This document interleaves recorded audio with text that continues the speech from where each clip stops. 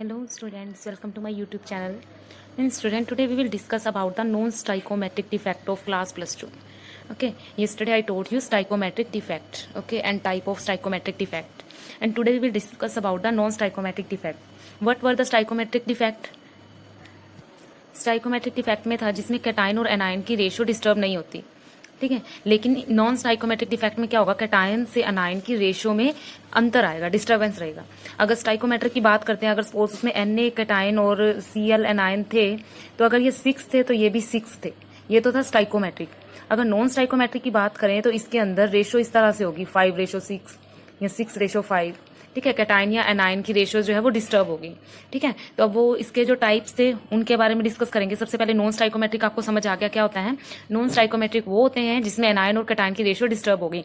आगे इसके अंदर स्टूडेंट हम 2 पार्ट पढ़ेंगे, ठीक है। तो इसका जो फर्स्ट पार्ट पढ़ेंगे हम, वो है आपका केस मेटल एक्सेस का।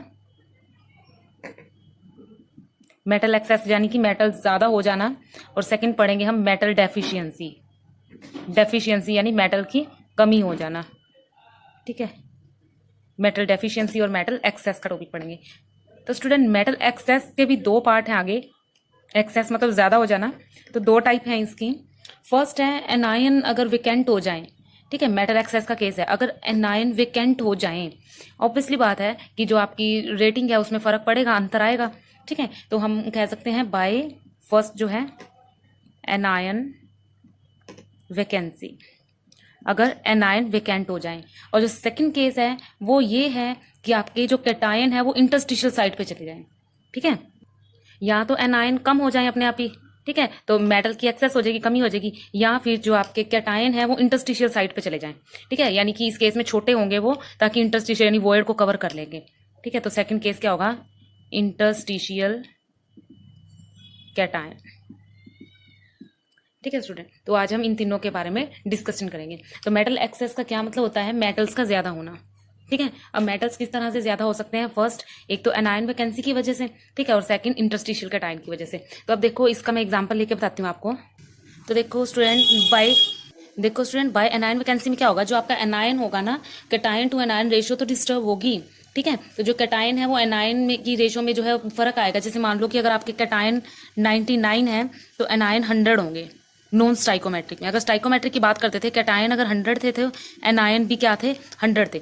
अब देखो इस केस में क्या है, कैटायन 99 है, एनायन 100 है, ठीक है। लेकिन इसके बावजूद भी इलेक्ट्रॉन जो है उसके उनके ऊपर कोई अंतर नहीं पड़ेगा, ठीक है। यानी इलेक्ट्रिकल न्यूट्रलिटी जो है वो बनी रहेगी। अगर 100 पॉजिटिव है ना तो 100 ही नेगेटिव भी है। अब आपके माइंड में ये आ रहा होगा कि एक कैटायन तो गायब है, यानी 1 प्लस चार्ज तो गायब है, तो 99 प्लस चार्ज होने चाहिए थे, तो 100 नेगेटिव चार्ज होने चाहिए थे। लेकिन नहीं, इसकी क्या खासियत है, कैटायन भी गायब होगा, इलेक्ट्रिसिटी जो उसकी इलेक्ट्रिकल न्यूट्रलिटी है वो फिर भी बनी रहेगी, ठीक है। तो इसके लिए ध्यान से समझना, मैं एग्जांपल करा रही हूँ कैसे न्यूट्रलिटी बनी रहेगी, ठीक है। देन स्टूडेंट, हम एक एग्जांपल करेंगे। सपोज मैंने यहाँ पे NaCl का एग्जांपल ले लिया, Na पॉजिटिव और Cl नेगेटिव का मैंने यहाँ पर एक एग्जांपल ले लिया, ठीक है। तो इसका एक क्रिस्टल मैं यहाँ पे क्रिस्टल लैटिस ड्रॉ कर लेती हूँ। थोड़ा नीचे ड्रॉ करते हैं, यहाँ ड्रॉ कर रही हूँ मैं स्टूडेंट।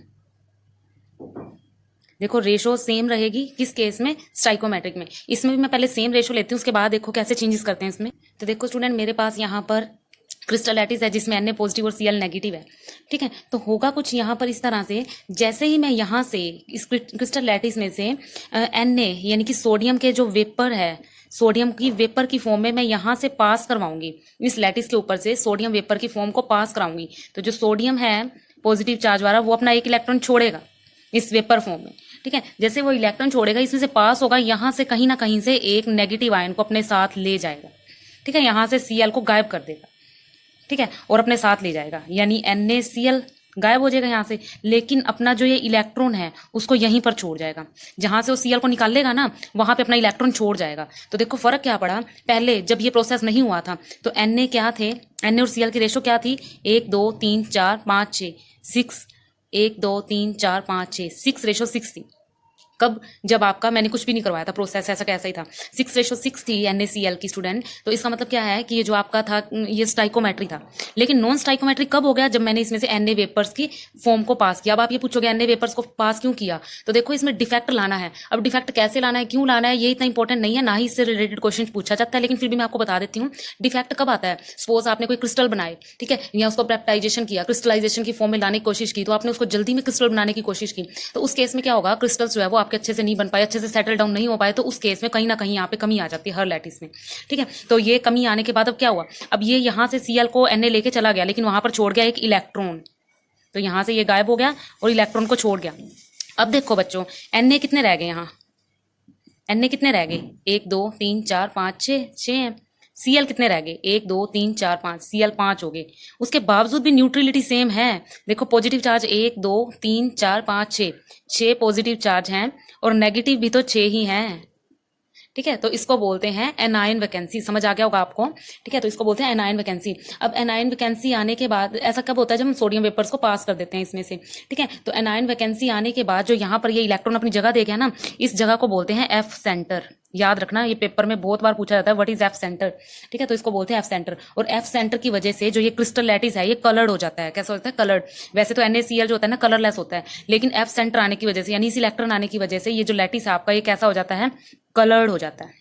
कैसा हो जाता है स्टूडेंट, ये कलर्ड हो जाता है, ठीक है। तो देखो इसकी वजह से क्या क्या चेंजेस आएंगे, ठीक है, वो मैं यहाँ पर लिख देती हूँ। सबसे पहला चेंज आएगा जो यहाँ पर, वो तो ये होगा आपका कि इलेक्ट्रिकल जो कंडक्टिविटी है वो इंक्रीज हो जाएगी, ठीक है। तो देखो यहाँ डेफिनेशन क्या बनेगी, a negative ion may be missing from lattice side से नेगेटिव आयन जो है वो मिस हो जाएगा और वहां पर क्या छोड़ देगा, living hole which occupy by electron. जो होल छूट जाएगा वो इलेक्ट्रॉन से कवर कर दिया जाएगा। इलेक्ट्रिकल कंडक्टिविटी इससे इंक्रीज हो जाएगी और जो फ्री इलेक्ट्रॉन होगा वो क्या हो जाएगा आपका, पैरामैग्नेटिक कर देगा। यानी पहले लैटिस कलरलेस थी, बाद में कलर्ड हो जाएगी, उसको बोलते हैं paramagnetic. Due to paramagnetic lattice will be colour. और कलर कौन कौन से आएंगे, अगर NaCl लैटिस लिया तो येलो कलर, LiCl लिया तो पिंक, KCl लिया तो वायलेट। अब एफ सेंटर क्या होते हैं, देखो, द इलेक्ट्रॉन दस trapped in the anion vacancy. जो एनायन आए ना उसकी जगह पे जो जगह बच जाएगा, वर्ड बच जाएगा, उसको एफ सेंटर बोलते हैं, ठीक है। तो यहाँ पे मैं पोज कर देती हूँ इसको, इसका स्क्रीनशॉट ले लो, फिर चलते हैं अगला डिफेक्ट की तरफ। तो ये इंटरस्टिशियल कैटायन में देखो मेटल एक्सेस होंगे, यानी कि ज़्यादा हो जाएंगे। May be also be caused by an extra cation. इसमें क्या होगा, कैटायन एक्स्ट्रा आ जाएगा और वो क्या करेगा, इंटरस्टिशियल, यानी कि ज़्यादा छोटा साइज होना चाहिए इसमें। जो आपका, जो भी आप कैटायन ले रहे हो उसका साइज छोटा होगा तभी वो इंटरस्टिशियल साइड कवर करेगा, ठीक है। द इंटरस्टिशियल साइड, न्यूट्रलिटी को मेंटेन करने के लिए जो इलेक्ट्रॉन प्रेजेंट होगा वो अनदर इंटरस्टिशियल साइड से आएगा, ठीक है। इसके लिए एग्जाम्पल लेंगे तभी आप समझ पाओगे इसको। तो देखो मैं एग्जाम्पल ले लेती हूँ ZnO का, ठीक है। तो यहाँ लैटिस ड्रॉ कर लेते हैं ZnO का। इसमें मैंने ये Zn-2 ले रखे हैं, इनके ऊपर जो चार्ज है वो भी लिख दिया यहाँ पे।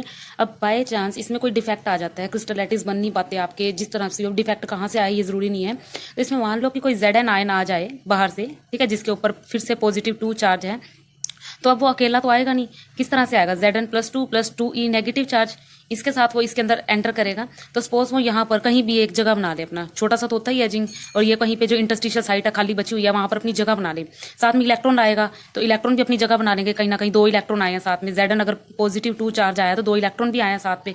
तो उसमें देखो इससे हुआ क्या, पहले Zn 6 थे, O 6 थे, लेकिन अब क्या हुआ, Zn बढ़ गया, ठीक है। यानी कि Zn कितने हो गए 7 और O कितने रह गए 6, ठीक है। तो यहाँ पर क्या हुआ, आपके जो इनका रेशो है वो डगमगा गया, यहाँ 7 हो गए, ज्यादा हो गई ये। लेकिन फर्क क्या हुआ, इलेक्ट्रिकल न्यूट्रलिटी अभी भी बनी हुई है। कैसे, 2 पॉजिटिव चार्ज आए हैं तो साथ में 2 नेगेटिव भी तो आए हैं, ठीक है। पहले कितने पॉजिटिव चार्ज थे, ये जो थे सारे आपके 6 इसके 12 24 थे, ठीक है, 24 थे, लेकिन उसमें से 12 पॉजिटिव थे और 12 नेगेटिव थे, ठीक है। पहले 12 पॉजिटिव थे, 12 नेगेटिव थे, लेकिन अब क्या हुआ, अब 14 पॉजिटिव है और 14 ही नेगेटिव है, ठीक है। तो न्यूट्रलिटी अभी भी सेम है, ठीक है। तो ये जिंक छोटा था इस वजह से, तो इससे क्या हुआ, इलेक्ट्रिकल कंडक्टिविटी इसकी भी बढ़ेगी, ठीक है। इलेक्ट्रिक कंडक्टिविटी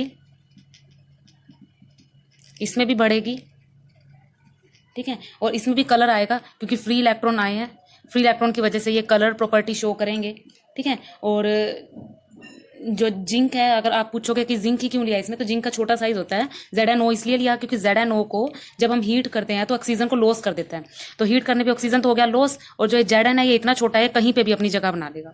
तो मैं इसको पॉज कर देती हूँ, इसका स्क्रीनशॉट ले लो। नेक्स्ट चलते हैं इंटरस्टिशियल कंपाउंड की तरफ से।